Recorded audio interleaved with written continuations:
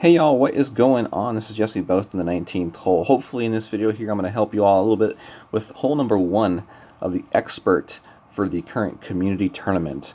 So we're going to be talking about the rough bump here on hole number 1 and the different ways that you can execute this shot, and then I will show you an example of how I played it here at the end of the video.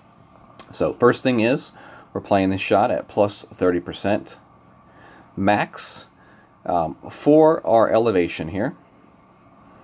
We're playing 4 top spin, 2 right spin, and also we're going to be playing our shot at the +2 yard marker. And that's going to be the basic setup for this shot. Now there's 2 ways you can get to this +2 yard marker, and I'm going to go through those ways now.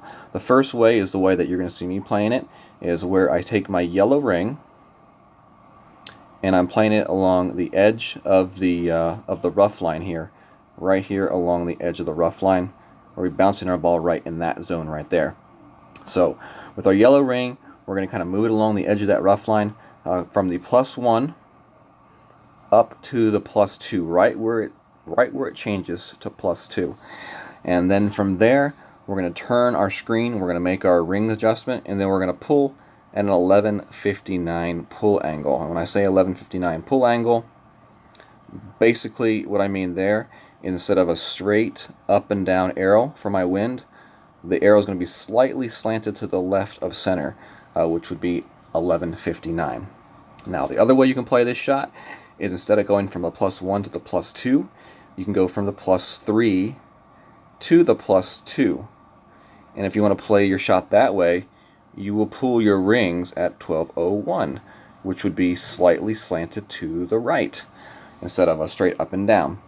Now, the difference between these two shots is when you go from +1 to +2, you're at the bottom half of the +2. When you go from +3 to +2, you're at the top half of the +2.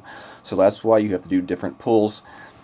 In the end, I think it pretty much takes it to the same exact spot, and it just depends on the way that you feel most comfortable playing it with, and maybe how you're getting the drops. So if you can't get a drop with one way, then you can switch to the other method and try it that way.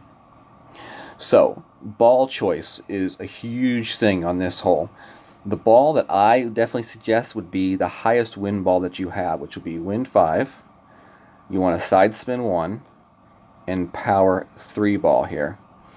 You also have a choice at a wind 4 ball, and then a regular Kingmaker would be a wind 3 ball.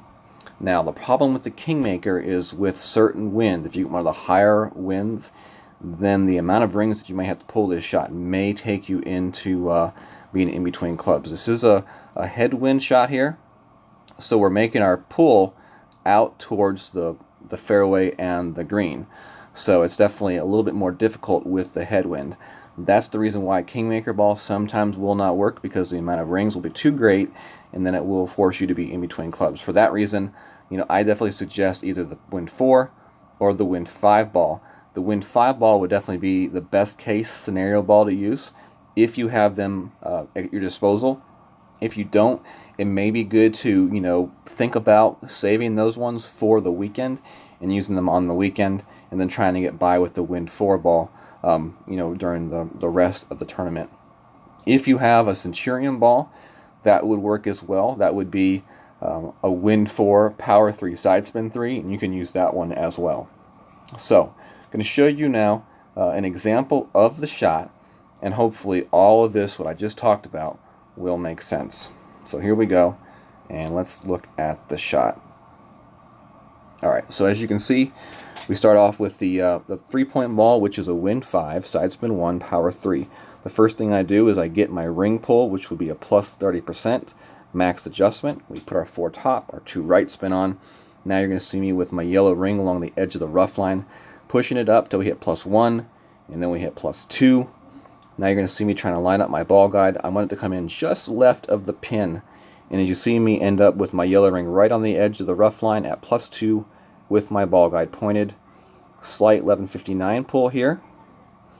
And then we're going to adjust our rings at max, which is 6.5 rings here at +30% with a 4.9 wind. We hit this one perfect. It's going to come in perfectly, hits the rough, bounces onto the fairway, and rolls onto the green. and into the hole just left edge of that pin. And that's how you do it. Hopefully you all can take this information, apply it to your game, and hopefully get yourself a few drops during your tournament rounds. All right, have a great day, and God bless.